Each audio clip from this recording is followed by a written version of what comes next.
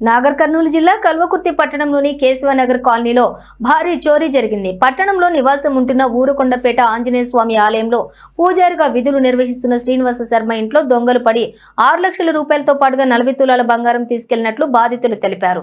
కూతురు పుట్టినరోజు సందర్భంగా అతని భార్య కూతురుతో కలిసి ఆంధ్రప్రదేశ్ రాష్ట్రాల్లో చీరాలకు వెళ్లారు.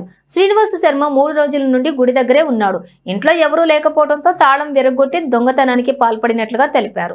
ఈ రోజు తెల్లవారుజామున కూతురుతో ఇంటికి వచ్చేసరికి తాళం విరగొట్టి ఉండటంతో భర్త శ్రీనివాస శర్మకు సమాచారం ఇచ్చారు. భార్యాభర్తలు కలిసి పోలీసులకు ఫిర్యాదు చేయడంతో సంఘటనా స్థలానికి చేరుకుని పోలీసులు దర్యాప్తు చేస్తున్నారు. గత 2 సంవత్సరాల క్రితం అదే కాలనీలోని 40 తులాల బంగారం 3 లక్షల నగదు ఎత్తికెళ్లిన దొంగ దొరికినట్టే దొరికి పారిపోవడంతో పట్టణ ప్రజలు భయాందోళనకు గురవుతున్నారు.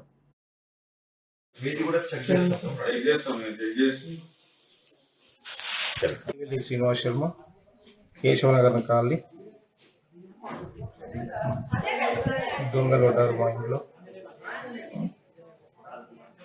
ఒక 6 లక్షల రూపాయల క్యాష్, గోల్డ్ పోయింది. గోల్డ్ ఎంత పోయింది?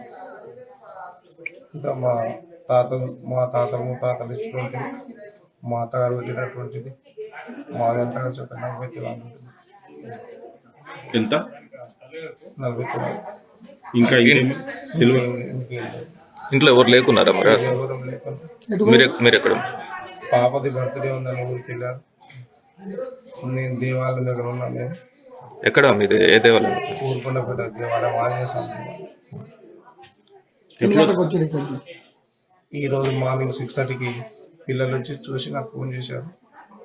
ఇమీడియట్లీ నేను వచ్చి పిఎస్లో కాంప్లీట్ ఇవ్వడం జరిగింది. ఎన్ని రోజులు మీరు పోయి ఇక్కడికి? వారం రోజులు అవుతుంది. వారం రోజులకి లాకే ఉందా? లాక్ ఉంది. శ్రీనివాస శర్మ